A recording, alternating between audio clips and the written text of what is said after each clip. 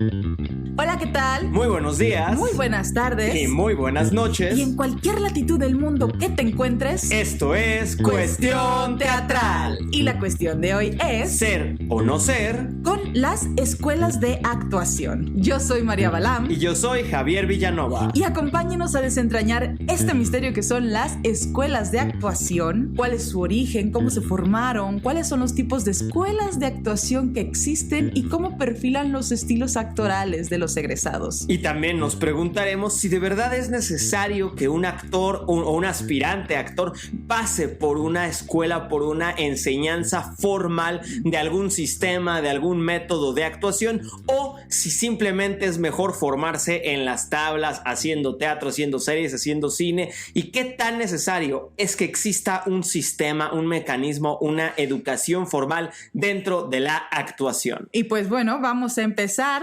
por la historia. Vamos a hacer un breve recorrido. Si ustedes escucharon el capítulo de dirección, van a ver muchos puntos de encuentro entre esta historia y la historia de la figura del director, directora, de cómo se fueron creando, porque empezaron a surgir de manera paralela. ¿Puedes contarnos un poco de esta historia, Javier? Claro. Bueno, pues como sabemos, como hemos estado viendo, pues como decía María, a través de todos los capítulos de Cuestión Teatral, pues la actuación y el teatro han ido de la mano siempre, en el sentido de que aquellos que querían interpretar alguna historia de un mito, de un rito desde el origen de los tiempos, pues se ponían en ese lugar, ¿no? Eran los intercesores, los sacerdotes, y decían: yo interpreto, y no necesitaban que nadie les enseñara o les dijera cómo se tenía que hacer. Era una cuestión práctica, es decir, alguien lo tiene que hacer, yo me pongo el vestuario, el hábito hace al monje. Y eso, bueno, sucedía, ya estamos hablando desde teatro griego, teatro egipcio, en la antigüedad, también en la historia del arte, comedia del arte, se hacía como un gremio, como un oficio.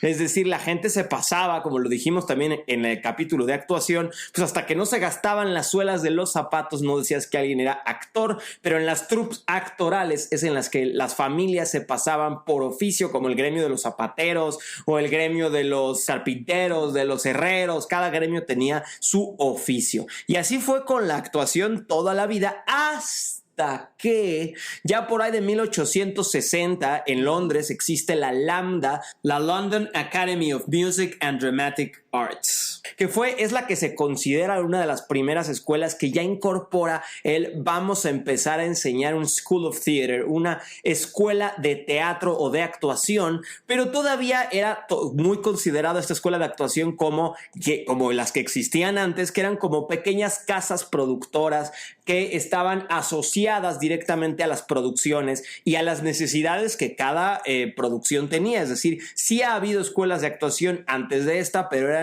literalmente, como lo dije ya, eran vinculadas a compañías teatrales.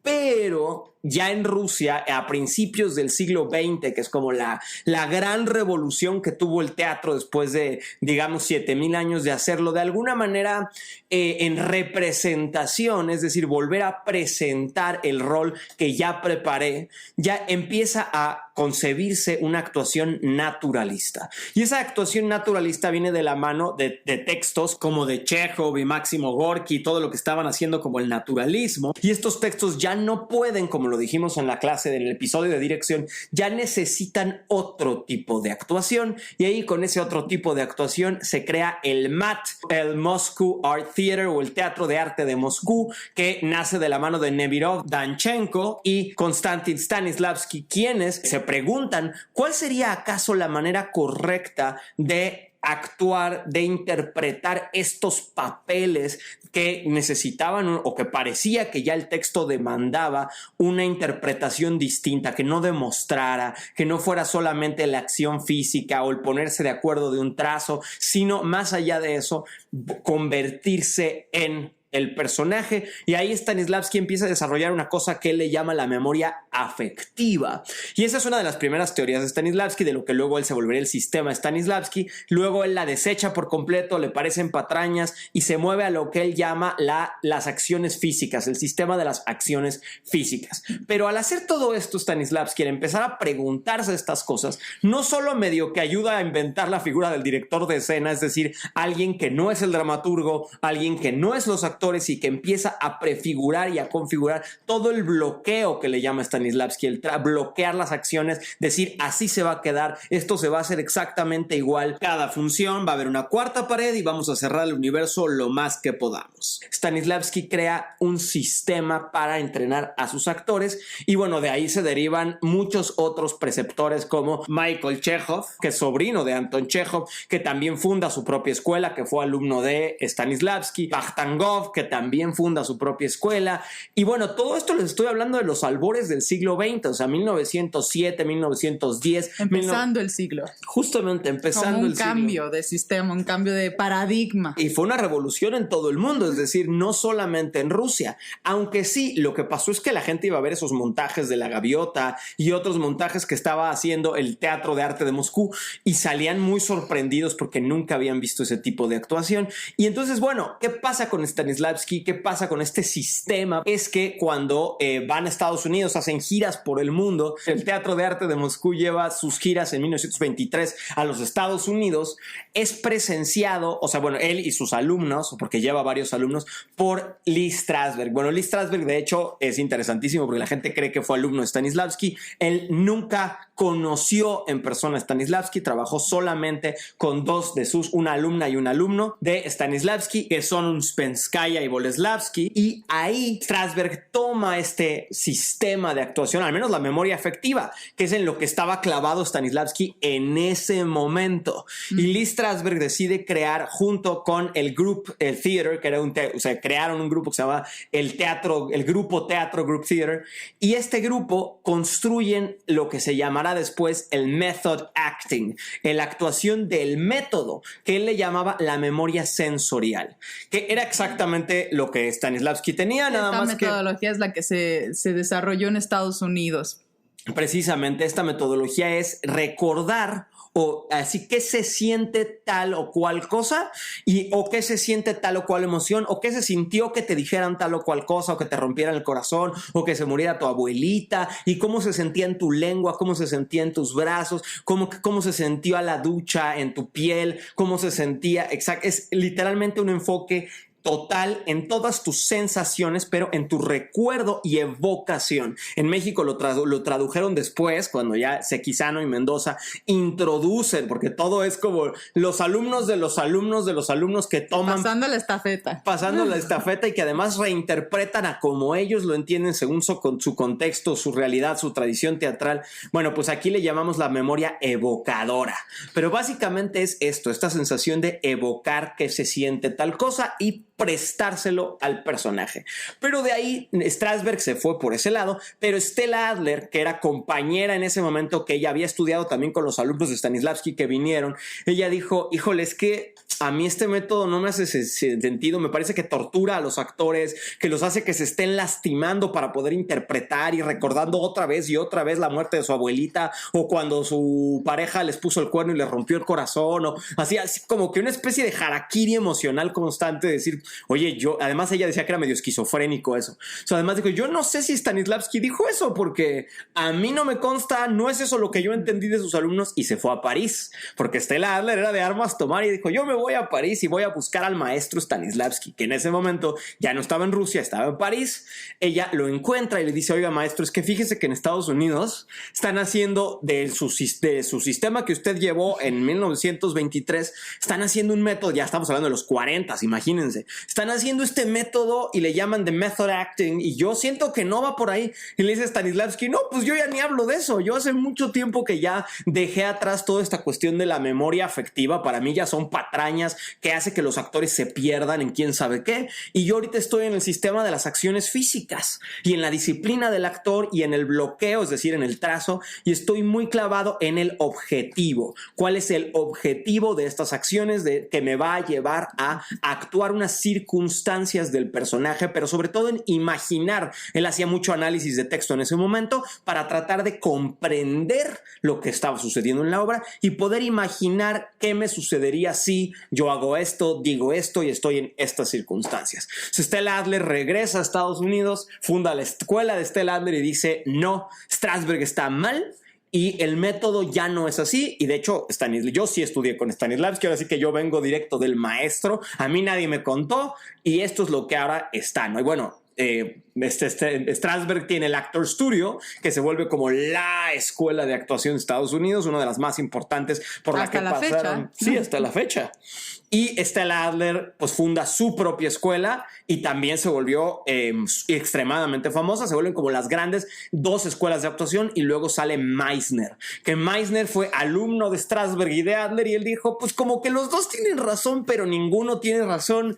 Y entonces Meisner empieza a decir ¿qué tal si el método de las repeticiones? ¿Qué son las repeticiones? Pues básicamente tomando un poco sí de tu memoria afectiva pero también tomando de tu imaginación, pero también tomando de tu cuerpo. Él dice ¿qué tal si yo te mando un estímulo y me lo replicas y luego repites lo que yo hice y yo repito lo que tú hiciste y entramos en una especie de lo que él llamaba en un estado excitado, es decir, solo a medida de réplica, o sea, estrofa y antistrofa, diálogo y réplica, ¿no? Así yo te digo, te estoy viendo y tú me dices, sí me estás viendo. Yo te digo, sí, es que te estoy viendo, sí me estás viendo. Y se empiezan a decir esto una y otra vez hasta que se genera una emoción o la escena toma su propia naturalidad. Y esto lo podemos ver en Good Will Hunting, en la película muy famosa que hizo a Matt Damon y Ben Affleck, que es la película que los llevó a los dos al estrellato. Pero bueno, en esta película hay un momento donde Robin Williams está tratando de sacar a Matt Damon como de su trauma, como de su dolor, porque está como en crisis y le dice, no es tu culpa.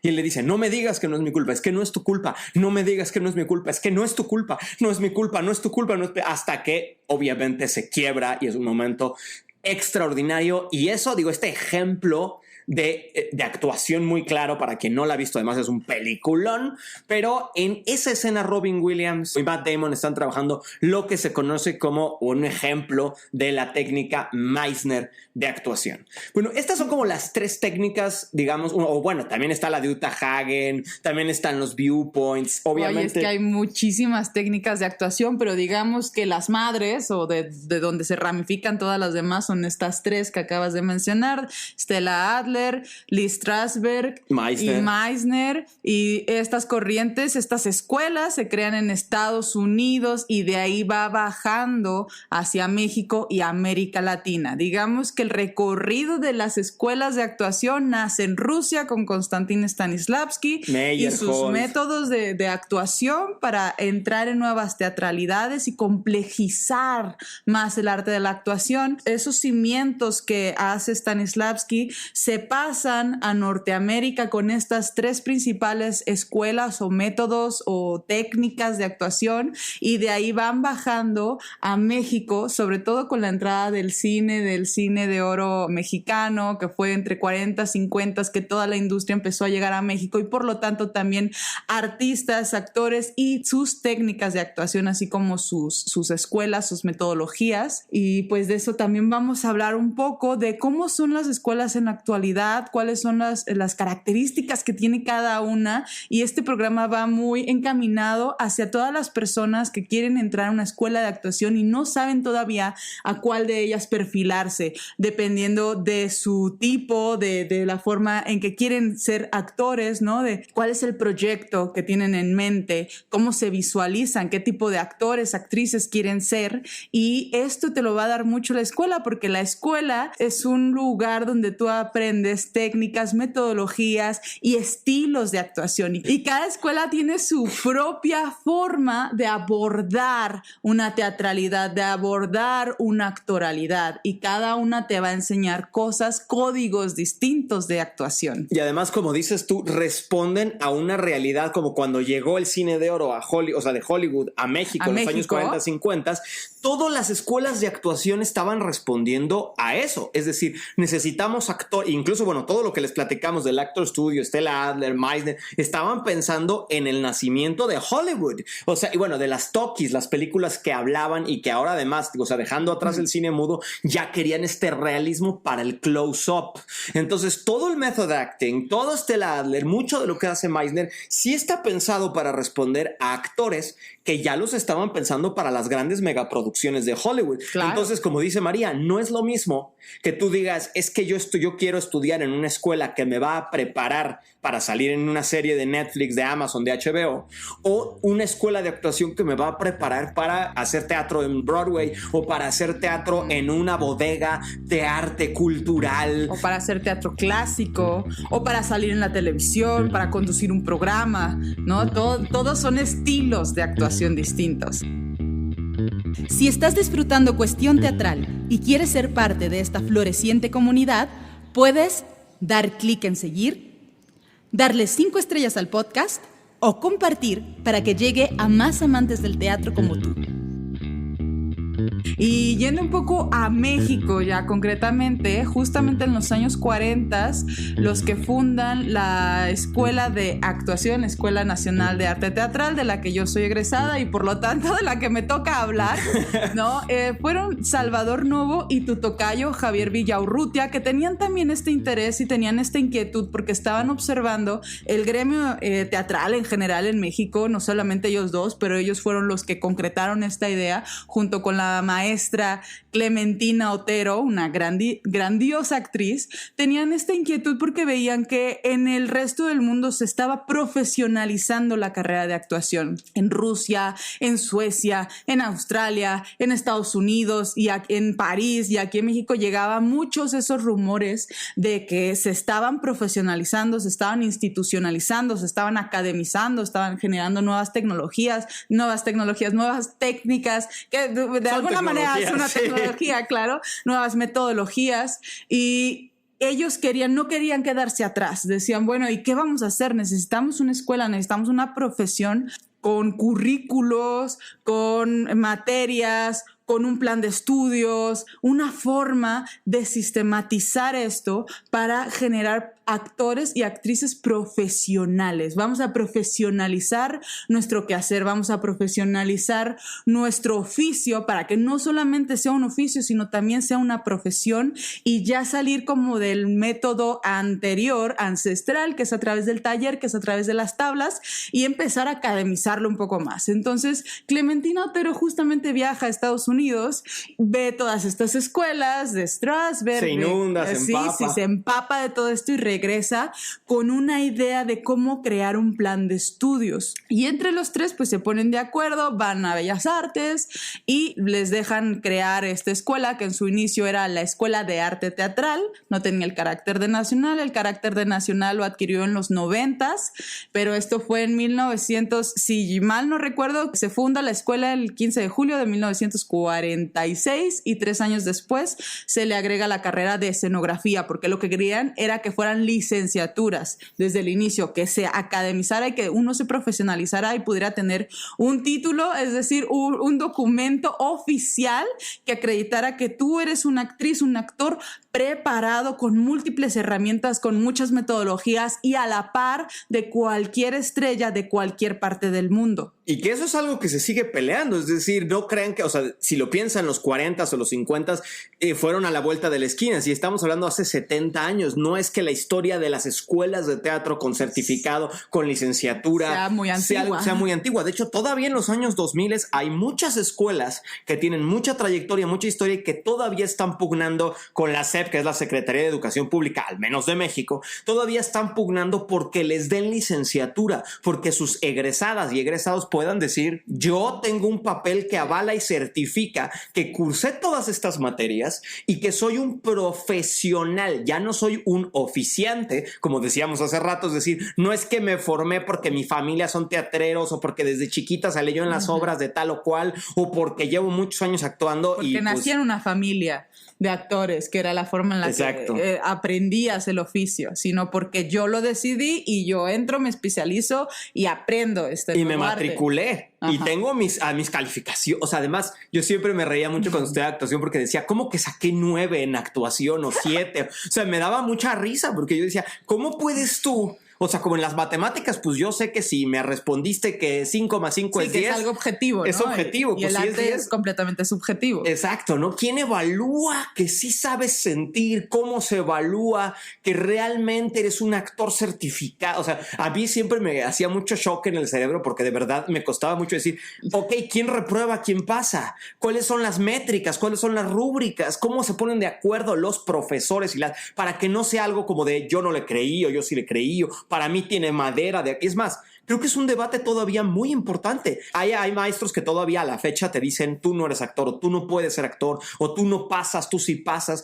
y muchas carreras que se quedan truncas o que no lo lograron o que al contrario terquean por ahí, le siguen porque dicen, bueno, ¿quién me va a decir a mí que porque no pasé actuación 2 o porque no entendí el realismo o no entendí a este maestro en particular, no soy actor, ¿no? Que es como no eres músico, ¿no? En las carreras de música o demás.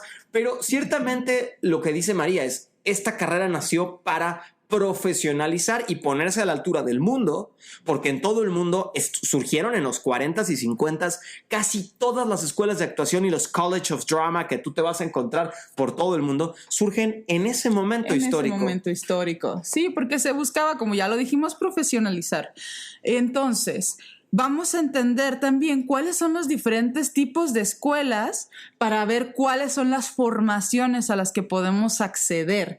Como bien lo decía Javier, a mí también me parece un poco subjetivo tener una calificación porque el arte finalmente es un espacio íntimo personal donde cada quien debería de expresar su autenticidad, debería de expresar lo que es y ser congruente con eso, aunque estés representando un personaje o estás haciendo una pieza musical o estás interpretando una coreografía, cada quien tiene su estilo, su propia forma de hacerlo y de eso debería tratarse una enseñanza. Lo que pasa es que muchas escuelas, como es digamos, una profesión tan nueva que lleva tan poco tiempo, tampoco tiene mucha pedagogía. Hay escuelas muy buenas en Argentina y están llegando como y en España también. En Argentina, en España y en algunos otros lugares, pero su objetivo es generar maestros con pedagogía teatral, con pedagogía del arte, para poder enseñar fuera de los mecanismos de opresión, de agresión, que nos han herido tanto y nos han vulnerado tanto, porque creo que todos los que hemos estudiado actuación tenemos alguna historia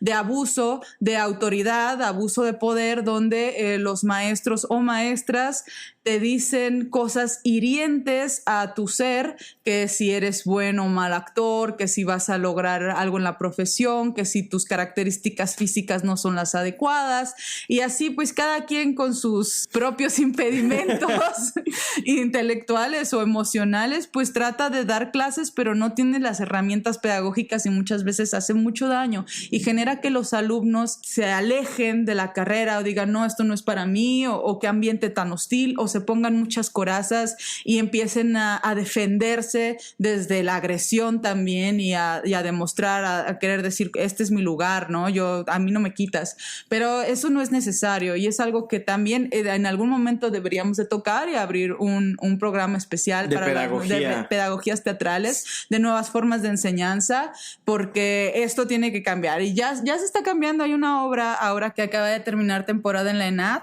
y se llama Un tropel de mariposas dinamita el aire y más o menos trataba de centralizar y desentrañar los sistemas de violencia que se ejercen en las instituciones académicas, en las instituciones de arte y optar por un espacio más armonioso, por un espacio donde pueda cada alumno, cada alumna encontrar su propia voz sin necesidad de ser maltratado. Y es que ciertamente, no solo a México, sino a toda Latinoamérica, como decía María, mucha de la enseñanza de actuación llegó a través de las o los gurús, una especie de sensación de decir, pues miren, aquí ¿quién te va a enseñar a actuar? Pues quien ya tuvo a través de otro maestro o a través de que estuvo cerca de, o que ya es un gran director o directora de escena. Y entonces yo solamente con mi experiencia de trayectoria, sin una pedagogía teatral, es decir, sin haber estudiado docencia, porque la docencia se aprende, es decir, hay carreras para las cuales son las herramientas o los mecanismos para enseñar o transmitir un conocimiento.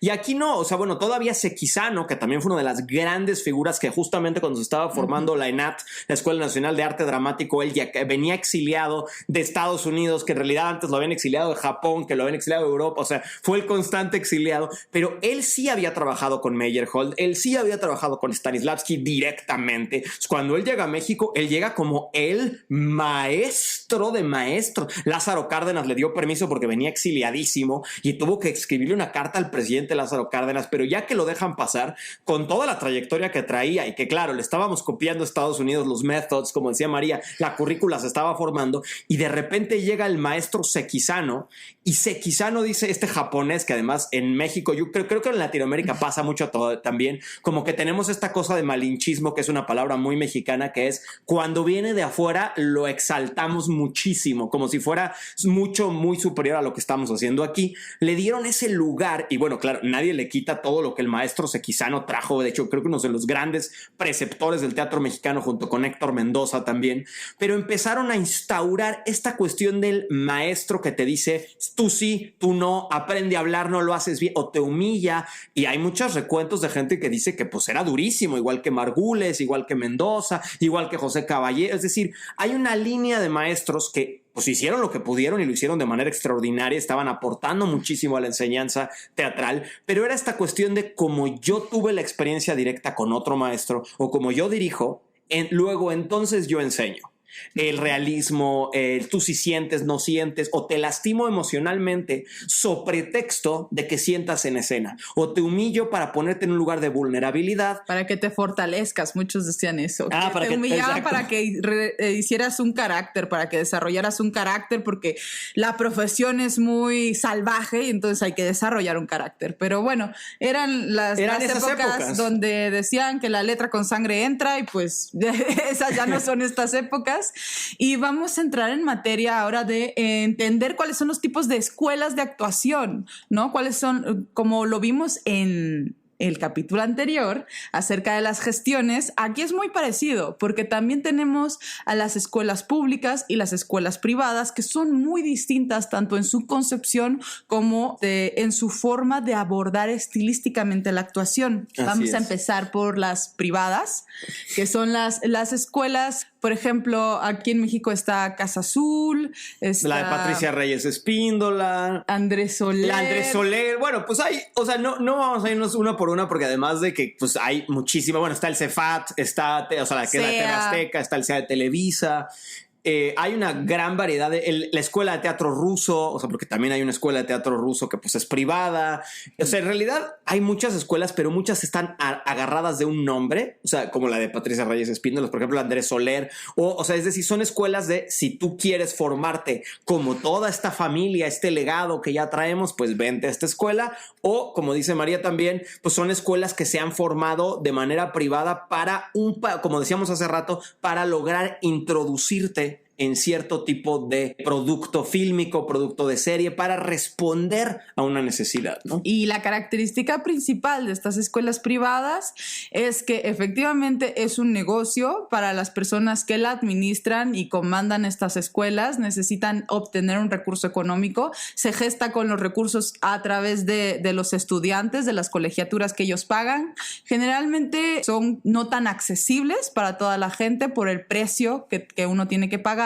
Y estas escuelas están diseñadas para generar actrices y actores que puedan encajar perfectamente en los parámetros de la industria, en los parámetros del cine, de la televisión, de las series. Por eso el CEA tiene su propia escuela, que es una especie de semillero donde ellos con los nuevos talentos ven a quienes pueden seleccionar para sus nuevas producciones, a quienes pueden captar, quienes tienen los talentos y los recursos recursos necesarios para sus producciones.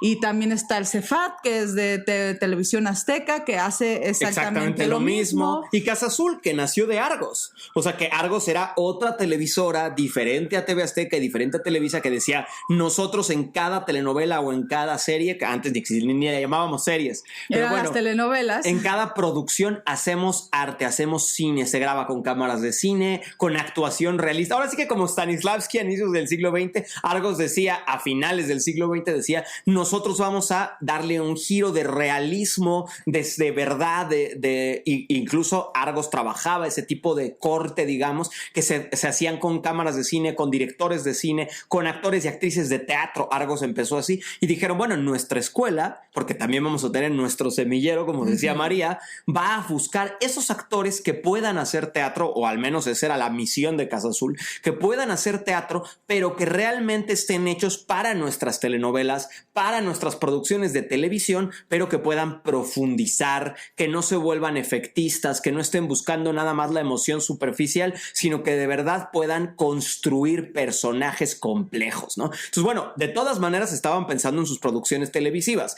Es decir, que al final, de hecho al principio cuando abrió Casa Azul tenía clases como prácticas de cámara, o sea, para la cámara. Luego las fueron quitando y se fue construyendo más como una escuela de teatro, porque el 90% de sus maestros eran maestros que daban en el CUT, eran maestros que daban en la ENAT, eran maestros de teatro que tenían, que además los habían llamado por eso, para que les pudieran enseñar más complejidad. Y esos mismos maestros fueron perfilando la escuela porque decían, bueno, yo no sé tanto de cámara, yo lo que sé es lo que aprendí en las tablas y es lo que voy a enseñar. Dice Rodolfo Obregón, un maestro que cuando lo llamó Ignacio Flores de la Lama, que fue de los primeros fundadores de Casa Azul, le dijo, yo lo que quiero son resultados. Y que Rodolfo Obregón le dijo, qué bueno que no le hice caso. O sea, pero en esta cosa de decir, o sea, durante eso lo platicaron esta anécdota en una retrospectiva a 5 años de Casa Azul o a 10 años de Casa Azul, no me acuerdo, pero Rodolfo decía, al final de cuentas, un actor no solamente tiene que dar un resultado de ahorita en este momento para esta toma, necesita poder hacerlo todas las funciones. Y es algo que justamente lo hablaremos más cuando nos pasemos a las escuelas públicas, pero al final un actor no puede ser como el burro que tocó la flauta, o que solo lo puede hacer hoy que se acordó de su abuelita, hoy que se pellizcó, o que se echó vaselina, o que aprendió la manera de mover los hombros, ponerse las manos frente a los ojos y fingir que llora y hacer... O sea, sí, o sea, puedes hacer la trampa una vez o puedes generar el recurso una vez, pero un actor si hace una temporada de 10 funciones, 12, 20, 100 funciones o hace 50 tomas de una película, tendría que poder realmente hacer eso mediblemente, ahora sí que como si fuera una ciencia, tendría que poderlo hacer una y otra vez de manera profesional, aunque no sea acertada. Exactamente igual, porque cada día tu estado anímico cambia, pero sí hay un resultado, ¿no? Y esa es parte de la profesionalización que se busca con las escuelas de actuación, que tú encuentres tus propios caminos y las llaves que te conecten a ser efectivo en ese sentido. Un actor, actriz efectivo que si necesita una emoción ya sabe dónde buscarla, que si se tiene que parar en su marca ya sabe exactamente dónde tiene que pararse y cuáles son los diálogos que tiene que decir. Y estas escuelas privadas funcionan mucho para eso, para hacer que sus alumnos sean efectivos, que sepan resolver en la práctica, con metodologías y técnicas muy concretas, muy directas. Aquí te paras, esta es tu luz, aquí dices esto, estas son tus rostros, tus gestuales. De esta forma puedes transmitir ciertas emociones y el ideal es que alcances la emoción, pero si no alcances la emoción, este es un truco, este es un atajo, este es una vía, este es un camino que puedes tomar y tienes que ser capaz de tomar estas herramientas y de usarlas a tu favor, porque en la industria pasa todo tan rápido y son millones de pesos o de dólares los que están circulando en ese momento, que tienes que ser efectivo y tienes que saber resolver. Aquí no hay tiempo de búsquedas, no hay tiempo de que hagas arte. De que déjame entrar en ficción 2 horas, déjame me preparo. No hay tiempo de nada de eso, de construir nada. Si tú quieres hacerlo previo en tu casa, pero cuando llegas al set, cuando llegas al teatro, cuando llegas al espacio de la representación, tú ya tienes que tener todo esto resuelto para que la producción no se y no se tenga que preocupar de dirigirte, de enseñarte, de que, por ejemplo, en el cine, o sea, justo lo que decía María del set, el director de cámaras en la industria en general es eso, el director que sale al final, que dice director de la película James Cameron o Iñárritu, Cuarón, no son directores de actores. Ellos emplazan la cámara, ellos deciden por dónde se va a ver la luz, ellos trabajan, colocan un poquito, explican un poco la escena, pero luego cada actor tiene la responsabilidad de entrar, estar y comunicarse y hacer la escena. Es decir, es muy raro el director de actores en el cine. Te darán alguna pauta, ¿no? De lo que ellos quieren ver en escena, de las emociones por las que ellos quieren capturar en su cámara, pero no, como bien lo dice Javier, no son maestros de actuación. Sí, no te van a llevar de la manita a la emoción como sí sucede en el teatro o en los procesos de exploración. Y para esos directores está pensado este tipo de escuelas privadas. De hecho, las castineras amaban a Casa Azul en ese momento porque decían, híjole, los actores de Casa Azul llegan, hasta había un chiste del tipo de cómo abre la puerta un actor de Casa Azul, cómo abre la puerta un actor de la UNAM.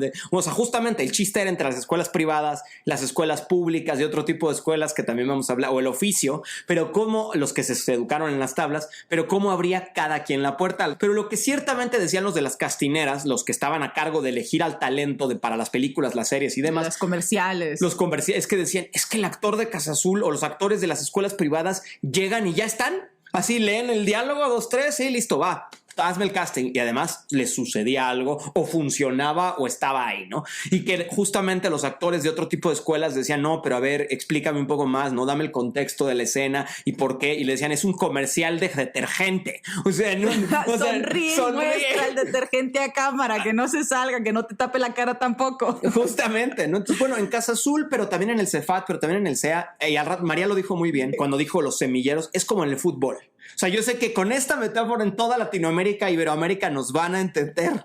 O sea, las escuelas de actuación son privadas, son particularmente como cuando los clubes deportivos, el Club América, los Pumas, los Tecos, Guadalajara, la UAM, Monterrey, los Tigres, el Cruz Azul, el América, Boca Juniors, Rivers, el Barça, Real Madrid, para que tengan sus propios jugadores profesionales, ponen sus escuelitas de fútbol desde los chiquitititos, así desde niños así de 2, 3 años tienen escuelitas y les llaman los Pumitas y las Aguilitas y los así. Y entonces, ¿qué pasa? Ponen estas escuelas y en estas escuelas van enseñándolos y van haciendo torneitos y esos torneitos van creciendo hasta que tienen 8, 10 años y luego 14 y luego la pre-17, los sub-17 y luego de esas escuelas salen los jugadores de la primera, bueno, la tercera A, la segunda división y finalmente la primera división del fútbol mexicano. Y todas esas escuelas, es bien chistoso porque los Pumas de la UNAM, por ejemplo, que tienen una de las mejores escuelas desde niños hasta la sub-17, hasta los Pumas, que claro, es de la UNAM, son escuelas gratuitas todas desde el principio, cuando se profesionalizan, como no les pueden pagar lo suficiente porque la UNAM no tiene tanto presupuesto como el América, como Monterrey, como los Tigres, como muchas otras, digamos, clubes del mundo, ¿qué pasa? Se tienen que vender esos jugadores a los que sí les paguen el nivel de talento que tienen. Y el América, todas estas otras escuelitas de fútbol, esos semilleros, sí, los jalan de sus propias escuelas donde pagaban unas colegiaturototototas y a lo mejor no son tan buenos, pero sí resuelven, ya vienen con la maña del equipo, ya saben aventarse y fingir un penal, ya sabes, o sea, ya traen toda la escuela del América o ya traen toda la escuela de los Tigres o del Monterrey, ya vienen formados para jugar en ese equipo, con esa visión del equipo, con esa manera de entender el fútbol, ¿no? Entonces, ¿qué mejor manera si tú quieres, ya sabes cómo juega tu equipo, que poner tu propia escuela y prepararlos para jugar a la manera, al fútbol que nosotros jugamos, independientemente de que luego compres jugadores de todos lados y al final todos estamos en la cancha, te hayas formado donde te hayas formado o que incluso jugaras en la calle como Maradona con una pelota de periódico. Al final de cuentas, quien juega fútbol y puede ser comprado o adquirido o vendido a cualquier equipo y jugar como los mejores del mundo, independientemente de si se formó en una escuela gratis o en la calle o en el Club América, ¿no? Pero esto es lo que pasa con las escuelas privadas de actuación. Son semilleritos de donde dicen, bueno, nosotros hacemos telenovelas, por ejemplo, sea de Televisa. ¿Y qué queremos? Pues que cuando estudien ya lo hagan siempre frente a una cámara y ya lo hagan con directores de telenovelas y ya que sus maestros les digan, sí, voltea, mira la cámara, no estés mirando a tu compañero 100%, tienes que darte cuenta de esto, espera un segundo, o si es una comedia, a las risas insertadas o a la cachetada, o como, es decir, porque pues para mí, yo al final te voy a ocupar en mi novela, entonces necesito ya entrenarte precisamente para ese formato para el que te estoy preparando, ¿no? Sí, este tipo de escuelas te forman para ser efectivo y son una inversión, porque generalmente no son económicas, no son muy accesibles y es una inversión si tú quieres ser una actriz o un actor que tenga ese tipo de trabajos, que se inserte en la industria. Este es el tipo de escuela al que tienes que ingresar. Queremos escucharte. Déjanos tu opinión al finalizar el programa o participa en la encuesta. Es muy sencillo y tus ideas son valiosas semillas para ampliar el tema y planear futuros episodios. Y luego tenemos a las escuelas públicas, que son escuelas que están subsidiadas generalmente por el gobierno, que tienen un presupuesto de la cultura y las artes y que las colegiaturas son muy accesibles. En la UNAM a veces son hasta de $1. 40 centavos. 40 centavos, que no es nada, o sea que realmente no es nada, es más como un trámite. Las escuelas de Bellas Artes, que es la Escuela Nacional de Teatro, y bueno, tiene muchas escuelas Bellas Artes, pero hablando específicamente de teatro, tiene la Escuela Nacional de Arte Teatral, que también era, bueno, cuando yo estudiaba ahí era bastante económico, una cosa de $800 el semestre, ¿no? Que no es nada. Incluso me acuerdo mucho que un maestro nos decía, si ustedes hicieran las cuentas de las materias que están tomando en esta institución, por las horas que las están tomando, con los maestros que las están tomando, ustedes tendrían que estar pagando alrededor de $50,000 al mes por esta educación. Ajá, por esta educación que ustedes están recibiendo. Entonces ustedes considérense becados por el Estado, becados para que ustedes puedan desarrollar todas estas habilidades, estos talentos, y no lo desperdicien. Lo decía en ese sentido como de aprovechen mucho que están aquí en esta institución y aprovechen porque no lo están pagando. No, y ahora que hablas de eso, una gran diferencia entre las privadas y las públicas. Nosotros en Casa Azul íbamos, digo porque no lo dijimos, pero yo estudié en Casa Azul, nosotros íbamos 4 o 5 horas al día. O sea, entrábamos a las 8:30 de la mañana, 9, así tranquilamente, a veces 8, a veces 8:30, pero literalmente a la 1 ya estábamos fuera, así 1:30, o los que iban en el turno vespertino, claro, porque como es privada y era negocio, había que tener turno en la mañana y turno en la tarde, y los de la tarde entraban por ahí de las 4 de la tarde, salían a las 8 de la noche o 9 de la noche, diario, ¿no? Y la ENAT, nosotros sabíamos que aquí era de 8 horas, las jornadas de trabajo, las jornadas de estudio, a veces entrabas incluso en la mañana y salías en la noche porque pues tenías diferentes materias a lo largo del día, más tus ensayos, más que tenías que estudiar ciertas cosas o que ibas a la biblioteca por información porque te ponían a leer muchísimo. Era el corte de estas escuelas. Generalmente las escuelas públicas tienen un corte muy académico, tienen un corte muy artístico, donde lo que se privilegia o lo que se está buscando es la información, la búsqueda, la creatividad, el análisis y el conocimiento. Es decir, aquí te dan muchas materias: historia, análisis, estética, actuación, música, danza, acrobacia, pantomima, esgrima, muchas materias que a ti te generan, además de adquirir herramientas físicas de trabajo, porque empiezas a explorar diferentes metodologías y de diferentes estilos. También hay materias teóricas donde hay que leer ciertos libros, hay que leer obras de teatro, hay que estar en constante capacitación intelectual también, porque aquí lo importante es generar análisis, es generar una reflexión estética, es generar una reflexión artística que se vea reflejada en los escenarios, que se vea reflejada en las búsquedas estéticas de cada uno de los estudiantes que luego se convertirán en profesionales del arte. Y el corte de este tipo de escuelas es generar artistas o intelectuales del arte apasionados que tengan recursos cursos que tengan técnica, que tengan metodología, que también tengan teoría. Una y que exploración. sepan, una exploración, y que sepan después cómo perfilar sus carreras dentro del territorio de lo artístico, cada quien siguiendo sus propias búsquedas estéticas. Y para eso pues hay un montón que estudiar, porque hay que estudiar historia, hay que estudiar a otros autores, hay que estudiar estilos también de actuación, de interpretación, y todo eso te nutre como artista. Estas escuelas, también está el Centro Universitario de Teatro, la Escuela de Filosofía y Letras de la UNAM, Literatura Dramática y Teatro, y hay muchas en la UAP en Puebla, la Universidad de Guadalajara, la Universidad Autónoma de Sinaloa, o sea, en todo el país. Muchas, y no solamente en México, también en Latinoamérica y en muchas partes del mundo hay estas escuelas públicas, y su corte, digamos, que no es generar productos, no es generar estrellas, no es que te insertes inmediatamente en el mundo laboral, es que tú puedas construir tu propia poética artística. Entonces los procesos son más largos, son más profundos, y los resultados no son inmediatos. El perfil de los estudiantes de estas escuelas, o de la gente que quiere capacitarse en este tipo de formaciones académicas, tiene que ser un perfil que ama las artes, gente comprometida con la cultura y las artes, que de entrada no quiere ser o no pretende ser un producto cultural. Un influencer, una estrella. Sí, un producto pop, que pues si se da, qué chido, ¿no?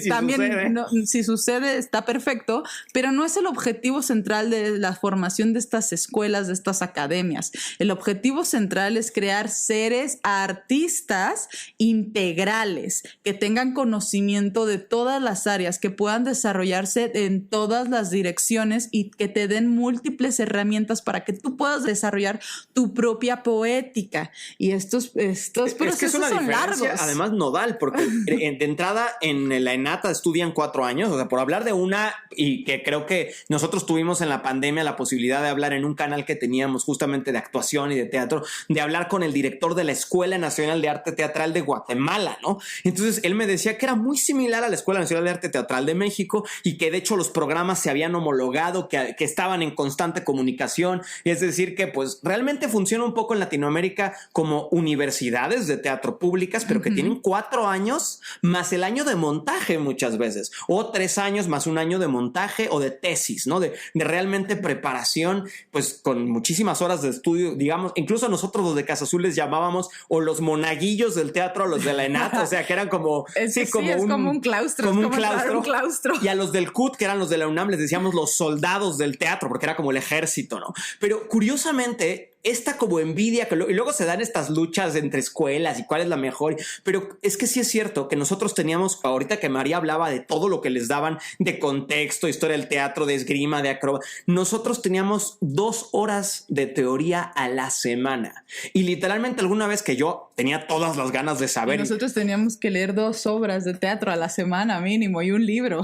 No, además, o sea, cuando yo le decía a María, es que nosotros nos daban una clase de historia del teatro en primero, otra en segundo y otra en tercero. Es que, ¿cómo es posible? Yo me quejaba mucho de eso y decía, oigan, pero no nos van a formar en historia del teatro como que más profundamente, no nos van a dar más lecturas. No. Y me decían, un actor no tiene que pensar, un actor entra a escena, o sea, no te sirve saberte todo Tennessee Williams, todo Miller, todo, o sea, tú entra y sientes esas palabras. Son diferentes cortes. Pero justo es lo que decíamos hace rato. Visiones. A lo mejor en la castinera el actor decía, llega y le dicen, mira, esta es una escena de realismo norteamericano, te queremos ver. Y el actor de Casa Azul agarra las líneas y la línea dice, o el actor de cualquier escuela, digo, pongo esa por ponerme el ejemplo de donde yo estudié, ¿no? Pero agarras tu línea y tu línea dice, ¿por qué quieres que me vaya de la casa? Y ella le dice, porque hace mucho que no estás realmente, ¿no? Y entonces él, si no se pregunta si es de Miller, si es de Tennessee Williams, ¿cuál es el contexto histórico, si le escribió político? David Mamet, exacto, le da igual.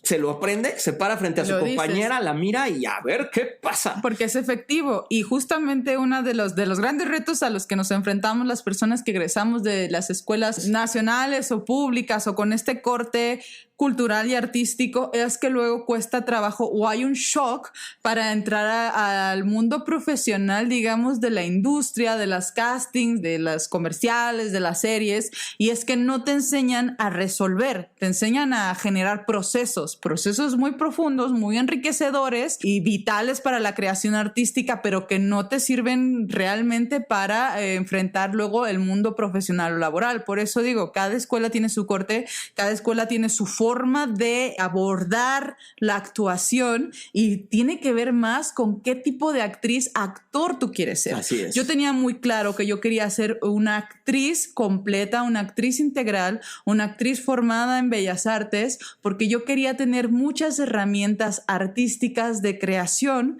y con esto yo estaba consciente de que una vez que saliera yo tenía que aprender además a moverme en la industria. Ahora agradezco mucho haber tenido esa formación porque yo tengo múltiples herramientas para entrar a cualquier tipo de producción. Claro, es una inversión también. Aquí es una inversión a lo mejor no tanto económica, es una inversión de tiempo, es una inversión de estudio, es una inversión intelectual también, emocional, que te implica a ti como ser humano de una manera mucho más profunda. Y a mí me gustan los procesos lentos, largos. Sí, que realmente remuevan y simbren mi ser, ¿no? Y ya para hacer cuestión de comerciales y demás tuve que aprender a hacer efectiva, hacer las cosas de manera inmediata, a no preguntarme cuál es el contexto histórico, cuál es el subtexto, quién lo escribió, por qué lo escribió, cuál es el estado anímico con el que debo de entrar a construir esos estados anímicos, sino simplemente con mis recursos inmediatos, pum, aquí estoy, seguridad y aplomo, y son otras características. Pero justo lo decías tú, yo quería una escuela de bellas artes, es decir, ya tiene como, incluso solo decirlo, es la escuela de bellas artes, es decir, estás pensando en que tú te vas a convertir en un profesional de las artes. Y un artista es un espejo de su tiempo, tiene una responsabilidad histórica, tiene que tener una voz, tiene que decir, yo no quiero trabajar este material, o sí me interesa, o qué vamos a decir con esta obra. A mí me pasaba mucho como director cuando empecé a dirigir, cuando dirigía justamente actores egresados de escuelas privadas, me decían, pásame el texto, yo me lo aprendo, venga, me late, quiero trabajar. Era gente que quería insertarse ya, y estoy hablando de teatro de exploración, pero querían ya, venga, dame el texto. Y me pasaba mucho con los actores egresados del CUT o de la ENAT o de la Escuela de Facultad de Filosofía y Letras, que me decían, ¿y por qué vamos a decir esto? ¿Y cuál es el mensaje? ¿Y tú por qué lo quieres montar? ¿Y por qué con este corte? Oye, ¿y quién soy? Y yo no sé si mi personaje haría esto. Y tenían como mucha... Y a veces era muy difícil como director. O sea, tenías que o traer respuestas para todo eso o decir, o en cada ensayo. Además, en cada ensayo se volvieron unos debates eternos que yo decía, este ensayo va a ser... reflexión, análisis. O yo ya analicé el texto, hice todo mi análisis tonal, porque bueno, aquí debemos de mencionar, perdón, es que es México, pero debemos de hablar del maestro Tavira, que es también otro de las grandes instituciones, porque él también tuvo su propia escuela que no era ni privada ni pública, era la escuela del CEDRAM, la escuela de artes de Michoacán, bueno, se la llevó a Michoacán, pero donde literalmente se iban 2 semanas a enclaustrar literal una vez al año, además de que tenían toda su tira de materias, se iban a enclaustrar para leer como si fuera la Biblia, literal, en la mañana, a mediodía, en la tarde y en la noche, textos teatrales en silencio, y había meditaciones, y literalmente él sí hablaba un poco como el actor sacerdote de Grotowski, de meter a los actores en un estado monacal de éxtasis místico y de devoción al arte teatral, ¿no? Entonces, ese es otro corte de otro tipo de escuela. Entonces tú te encuentras como director o como compañero a cada actor y actriz que trae otras necesidades y tú o te adaptas o te aclimueres. O sea, aquí no hay de que es que yo vengo de tal escuela. Y un poco lo que nos va a llevar a la última parte, porque ya hablamos un poco de todas las escuelas, más allá de la ENAT, del CUT, de Filosofía y Letras, tienen un corte de bellas artes, tienen un corte profundo, tienen un corte de contexto, de historia, de esgrima, de danza, de todo, de hacerte un actor completo. Hablamos de las privadas que tienen todo el corte de que seas un producto, de que puedas responder en cualquier formato y de que estés siempre listo y al pie. Y luego falta, yo creo que en realidad de la que todos abrevamos y a la que todos tenemos que meternos a naufragar, a estrellarnos, que es la de las tablas. Las tablas, sí, la mejor escuela de todas, ¿no? La escuela de la calle, como decían Maradona jugando. La escuela de la vida. Sí, porque al final esa escuela tiene 7,000 años. Si estás disfrutando del podcast, no olvides seguirnos. ¿Y qué es la escuela de las tablas? Pues simplemente subirse, simplemente hacerlo. Mucha gente que luego nace en familias de artistas y que siempre estuvieron en contacto con los escenarios, o que desde niños los metieron a talleres, o que desde muy jóvenes empezaron, ¿no? O a lo mejor de adultos entraron a un taller de actuación y empezaron a moverse por los círculos, y un trabajo lo conectó con otro, y ya cuando se dieron cuenta ya eran actores, que eso también pasa. Y que eso también responde a una naturaleza que se trae, ¿no? Y a una forma de ser y de desarrollarte en el mundo, que también puede ser a través de las tablas, a través de simplemente párate y hazlo. O busca las producciones y tócales la puerta y métete en ese mundo sin necesidad de academizarlo, sin necesidad de entrar a una escuela de formación, simplemente hacerlo. Leyendo teatro, haciendo teatro. Justo yo dirigiendo una obra que se llama ¿Quién encendió la llama? Tenía un actor de cada una de las cosas. Teníamos a Héctor Bersunza, que él decía, yo estudié en la vida, decía, yo nunca me he parado, y lo decía con un orgullo, yo nunca me he parado en una escuela de actuación, ni para tomar un taller. Además las repudiaba, él decía, yo ni para tomar un taller, ni para tomar una ay, sí, tengo mi título. Y él decía, se burlaba mucho de decir, párate en una castinera y diles, es que yo tengo un título, y te van a decir, sí, no importa, cállate y hazlo. Toma las galletas y sonríe. Ajá, ¿no? O haz la escena súper profunda para la película. O sea, pero si lo puedes hacer, a mí como director de casting me vale 400 hectáreas si tú saliste de la ENAD, del CUT, de Casa Azul, del CEA, de Televisa, de La Vida. Yo quiero que lo puedas hacer, que me convenzas, que sea entrañable, que sea poderoso. Y él decía, yo llevo toda la vida en esto. He hecho cine, he hecho telenovelas, he hecho teatro de exploración, he hecho teatro comercial, y yo tengo más producciones que todos ustedes juntos. Sí, y aquí está mi currículum. Este es mi título, ¿no? Mi currículum. Y es un actorazo, ¿no? Quiero poner este ejemplo al final. Los 4 actores se ponían de acuerdo, entraban en convención, y ya no importaba dónde estudiaste tú, si tú me preguntas del contexto, si no te interesa el contexto, si vienes de la escuela de la vida o si no vienes de la escuela de la vida, de dónde saliste no importa, lo que importa es que esto funcione y que hagamos lo que tenemos que hacer y contemos la historia que tenemos que contar. Así es. Y justamente sí, evidentemente las tablas te forman porque te forman. Es decir, eso, aunque no estudies esgrima, aunque no estudies danza, aunque no estudies, al final de la vida, si un montaje requiere una escena de combate, pues vas a tener que aprender para ese montaje si te seleccionaron. Si un montaje requiere una secuencia de danza contemporánea, pues hay gente que le dices, oye, ¿tú dónde aprendiste a hacer esto? Ah, es que estuve en una obra en la que se hacía tal cosa de danzas balinesas, y pues nos pusieron la coreografía y yo aprendí, y además nos dieron un taller padrísimo de tal, ¿no? O entré a la Compañía Nacional de Teatro y ahí nos enseñaron esto para tal montaje. O hice una película de época. Sí, yo aprendí a tocar la jarana por un montaje. Exacto. ¿No? Y es como aprendes, bueno, cuando ya tienes un cierto conocimiento en otras áreas, por ejemplo, en la disciplina de la música, es más fácil aprender cualquier disciplina y de que te digan, oye, necesito una actriz, que fue el caso, que pueda hacer verso, que le guste el teatro clásico, también lo contemporáneo, y que tenga facilidad para aprender un instrumento, la jarana, ¿no? Y pues dije, claro, yo ya tengo todas estas herramientas que ya aprendí, no sé tocar la jarana, pero estoy segura de que lo puedo sacar rapidísimo. Y sí, 2, 3 clases ya estaba tocando las canciones del repertorio, y esa es una de las ventajas que te da las escuelas de formación artística. Y justamente como María ahí aprendió la jarana, después si en otro montaje le tocara tocar el piano, yo sé que, o sea, se pondría ahí. Y es esa cosa como de cada montaje me va dejando una huella. Es una escuela en sí. Cada montaje es una escuela. O cada producción o cada... Es decir, yo sí lamento, por ejemplo, que a mí no me tocó estudiar verso. Yo además no terminé Casa Azul, que además ese es otro rollo. Toda la gente que dice, yo soy de aquí, de allá. Hay gente que estuve de oyente en la Facultad de Filosofía y Letras 1 año y medio, porque a mí me faltaba compensar toda la cosa teórica que me faltaba, ¿no? Entonces de pronto, y esa es otra como intermedia que puedes hacer. Yo tuve un compañero que estudió en Casa Azul y como saliendo no logró entrar a telenovelas porque ya era una escuela más de teatro que de telenovelas, o más de cine que de telenovelas. Él se fue al CEA. O sea, y estudió 2 carreras, tiene una en Casa Azul y otra en el CEA, y ahora sí está haciendo telenovelas, porque pues él decía, yo lo que quiero. Pero perfiló su carrera. Exacto. Y a veces hay gente que dice los talleristas. Hay actores que no pasaron ni por una escuela académica ni por una escuela privada, sino que tomaron talleres en todos lados. Y eso también es válido. Es súper válido. Así de no, yo voy a hacer mi propia matrícula. Voy a estudiar danza aquí, voy a estudiar actuación de Meisner en Casa Azul, pero voy a tomar un taller en la ENAD de escenografía, pero voy a tomar un taller de verso en el CUT, y eso es o voy a tomar incluso con maestros particulares en escuelas particulares. Y también ahorita hay muchas escuelas, o sea, José Alberto Gallardo, digo, estoy hablando de México, pero que abren sus propios teatro laboratorio, que esa es otra corriente. Sí, que es muy nueva esa corriente y que tienen también otra visión más reformada acerca de la actuación, de la enseñanza.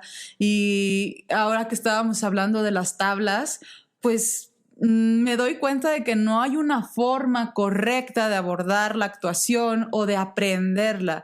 Cada quien también con su personalidad que se conoce dice yo qué quiero, qué tipo de actriz quiero ser y qué necesito, qué herramientas necesito. Yo tenía muy claro que yo necesitaba o que yo deseaba una licenciatura. Yo quería tener ese orgullo de decir yo soy una licenciada en actuación. Con honores. No, no, hay que decirlo, se graduó con honores. Pero es que era mi orgullo y era algo es mi orgullo y es algo que yo quería hacer y que yo quería formarme de esa manera para decir tengo todas estas herramientas y este bagaje de conocimiento atrás de mí y puedo ser parte de cualquier producción, ¿no? Y así cada uno de ustedes que quiera estudiar, que esté escuchando este programa porque quiere entrar a una escuela de actuación y no sabe a cuál escuela, primero pregúntese qué tipo de actor, actriz quiero ser. ¿Cuáles son las escuelas que me ofrecen eso?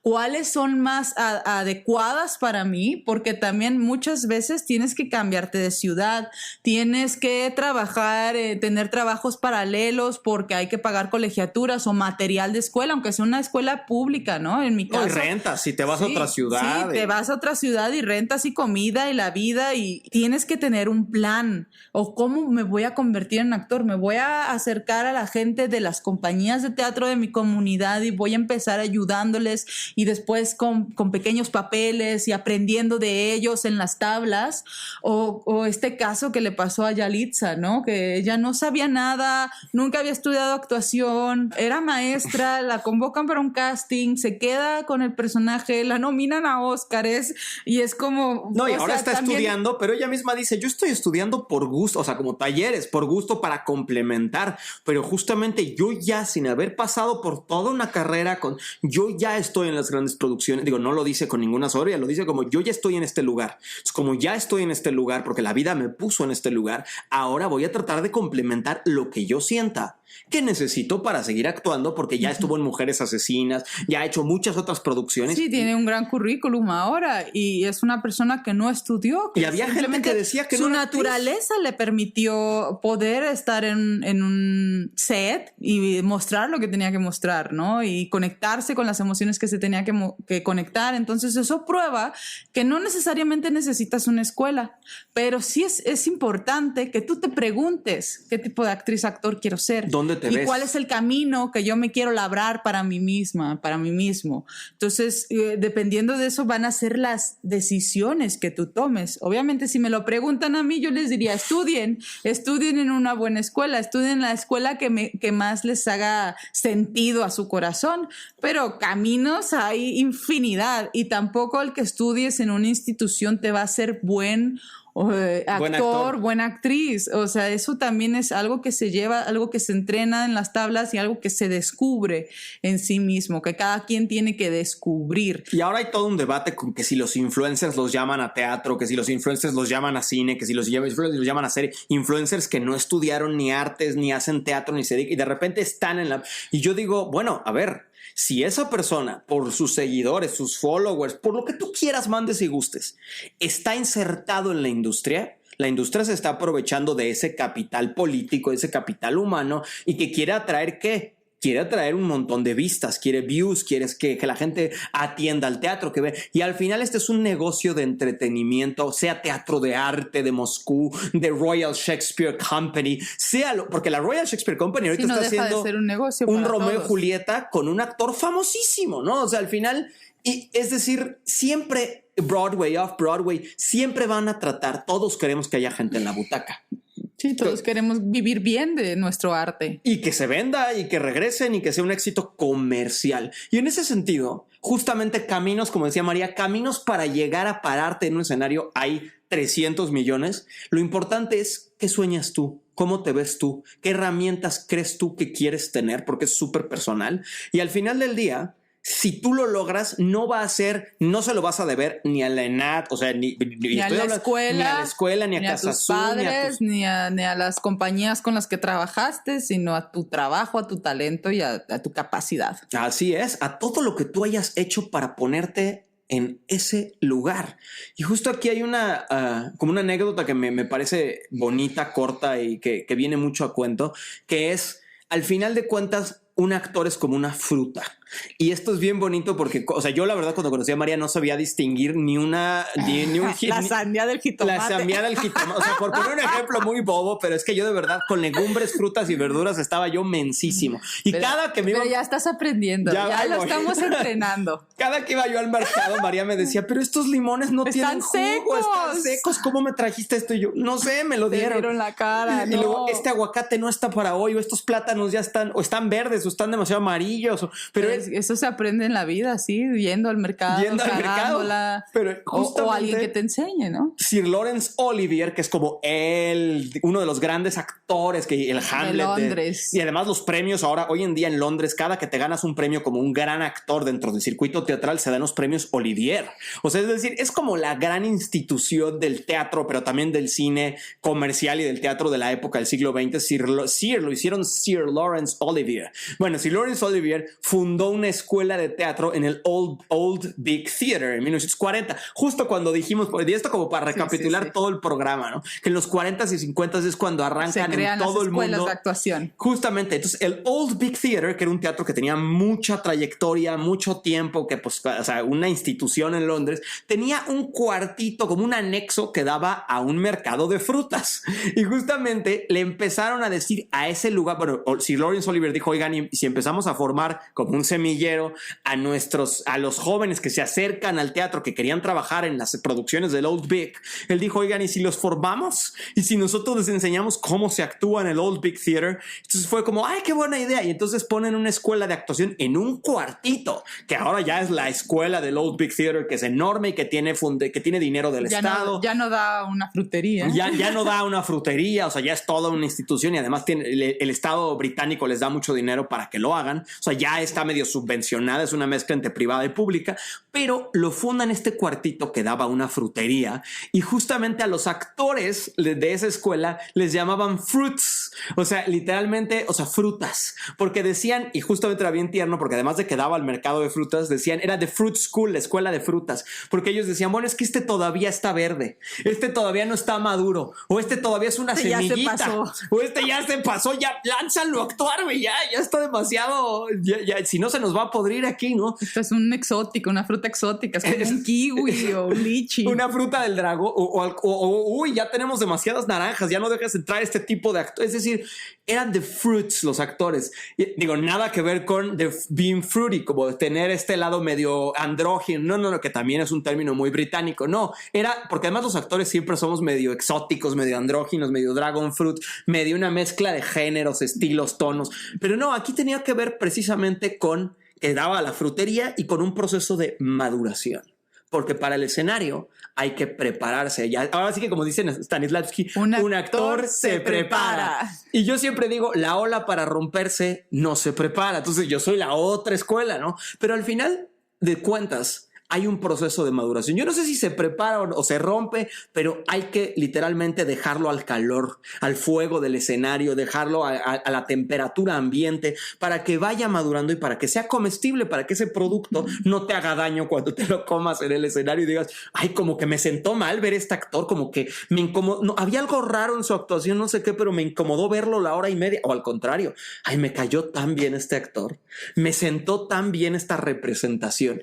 Y yo creo que justo todas las escuelas son fruterías, las escuelas de actuación son donde los actores, actrices son semillas que luego van a ir desarrollándose, se van a ir poniendo que si ya van agarrando colorcito, van agarrando su forma y luego al final si se pasan se van a poner suavecitos, entonces mejor ya aviéntalos antes de que se caigan del árbol. Y si no, pues haces jugo con ellos, ¿no? En el mejor sentido, pero al final de lo que se trata es de un proceso de maduración y creo que aquí hoy en este programa hemos cubierto pues muchísimo para que ustedes se pregunten y decidan si quieren estudiar, en dónde quieren estudiar y cómo ustedes pueden llegar a ser actores o actrices. El tipo de actor, actriz que ustedes se proyectan siendo, ¿no? Y caminos hay muchísimos. A lo mejor yo espero que este programa les dé más luz que confusión, en el sentido de que hay una gran oferta ahora. Hay mucha oferta de talleres, hay mucha oferta de escuelas, de instituciones, de metodologías, de técnicas, de formas de hacerlo. Incluso hay talleres que ya te dicen cómo hacer tu book, a quién llamarle, cómo hacer los castings. O sea, hay muchísimas formas para capitalizar tus talentos y para aprender, para entrar a una escuela, para profesionalizarte. Entonces, ustedes decidan qué es lo que quieren, cómo lo quieren lograr, qué tipo de actrices, actores quieren ser, quieren irse hacia lo artístico, hacia lo comercial, quieren ir por su propia cuenta, hacia lo comunitario también. Que esa es otra también, ¿eh? ¿Qué es lo que quieren hacer? O sea, las posibilidades son infinitas. Así es. Solamente ustedes echen a andar ese sueño y vayan por el sueño. No se dejen influenciar por gente que les diga tú puedes o no puedes, tienes o no tienes las capacidades, qué vas a hacer lejos de tu familia, qué vas a hacer en esa profesión. Te vas a morir de hambre. Sí, y muchas de esas cosas, pues sí, es difícil como cualquier profesión, pero si tú tienes un sueño, desarróllalo. Si tú tienes un sueño, ve por él. Y de eso se trata este episodio, de empoderarlos para que tomen sus decisiones. A todas las personas que quieren entrar a una escuela de actuación o que quieren profesionalizarse o que quieren convertirse en actrices y actores y no saben por dónde empezar, pues ustedes simplemente empiecen por su imaginación, proyectando la vida que ustedes quieren tener, el tipo de profesión que desean crear, y vayan por eso, paso a paso, hagan un plan y paso a paso. Porque al final de cuentas, ustedes son sus propios maestros. Nadie más que ustedes determina cuál es el inicio y el fin de su profesionalización. Y además, un actor o una actriz se prepara toda la vida. Eso nunca termina, siempre estamos en ese camino. Y así también, en ese camino, nosotros seguimos con este podcast, que nuestra intención cada semana es aportarles un poco a su proceso, a su aprendizaje. Y bueno, esto fue Cuestión Teatral.